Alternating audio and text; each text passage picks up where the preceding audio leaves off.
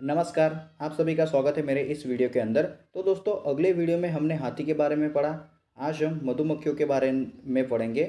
अगर आपने पुराने पेपर देखे होंगे तो आपको पता होगा कि सीटेट की हर एक एग्ज़ाम में मधुमक्खियों के बारे में कुछ ना कुछ पूछा जाता है।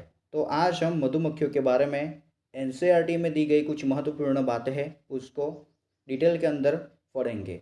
तो चलिए ज़्यादा देर न करते हुए वीडियो को शुरू करते हैं। मधुमक्खियाँ एनसीईआरटी में दी गई कुछ महत्वपूर्ण बातें। सबसे पहले बात की जाए तो बिहार के मुजफ्फर ज़िले के बोचाहा गांव में लोग मधुमक्खी पालन का काम करते हैं। बिहार के मुजफ्फर ज़िले के बोचाहा गांव है, वहाँ पर जो लोग हैं वो मधुमक्खी पालन का काम करते हैं।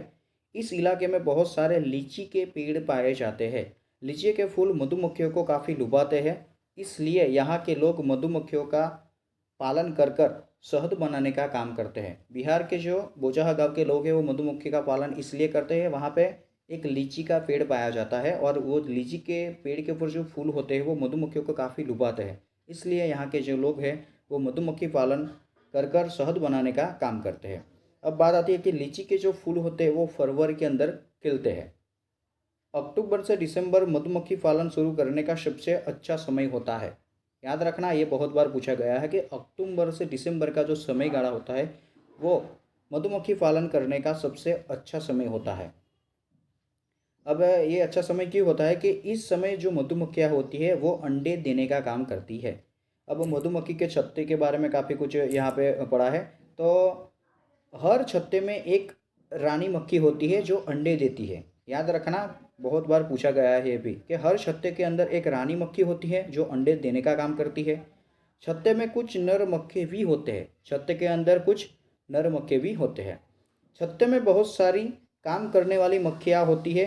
ये दिन भर काम करती रहती है, शहद के लिए फूलों का रस भी ढूंढती है। जो छत्ता होता है उसके अंदर नर मक्खी भी होते हैं और उसके साथ साथ और काफ़ी सारी काम करने वाली मधुमक्खियाँ होती है जो पूरे दिन काम करती रहती है और शहद के लिए फूलों का रस ढूंढती रहती है। जब किसी मक्खी को रस मिल जाता है तो वह एक तरह का नाच करती है। उससे दूसरी मधुमक्खियों को पता चल जाता है कि रस कहाँ है, वो रस से शहद बनाते हैं। याद रखना कि जो मधुमक्खियाँ होती है वो क्या करती है कि रस ढूंढती है और जब उसे रस मिल जाता है तो एक विशेष तरीके का कुछ नाच करती है। तो उसकी जो साथी होती है उसको पता चल जाता है कि रस कहाँ है और वो लोग रस लेके फिर शहद बनाते हैं। अभी छत्ते बनाने का काम भी उन्हीं का होता है और बच्चों का पालन पोषण करना भी। जो काम करने वाली जो मधुमक्खियाँ होती है वो छत्ते भी बनाती है, शहद के लिए रस भी ढूंढती है और जो बच्चे होते हैं उसका पालन करने का काम भी वही मधुमक्खियाँ करती है। नर मक्खी छत्ते के लिए कुछ खास काम नहीं करते। याद रखना कि जो नर मक्खे होते हैं वो पूरे पूरे आलसी होते हैं, कुछ काम ज़्यादातर करते ही नहीं है। मधुमक्खियाँ मिलजुल कर रहती है और सारा काम भी करती है। आपने देखा होगा कि मधुमक्खियाँ जो होती है वो मिलजुल कर काम करती है और जो रस होता है उसको ढूंढने का काम भी वही करती है और शहद बनाती है। तो दोस्तों, एनसीईआरटी में मधुमक्खी के बारे में ये कुछ महत्वपूर्ण बातें दी गई थी। तो मैंने इस वीडियो के अंदर पॉइंट टू पॉइंट उसको हाईलाइट करके आपके साथ डिस्कस किया है। अगर आपको ये वीडियो अच्छा लगा तो आप वीडियो को लाइक कर देना और मेरे चैनल पर नए हो तो चैनल को सब्सक्राइब कर देना।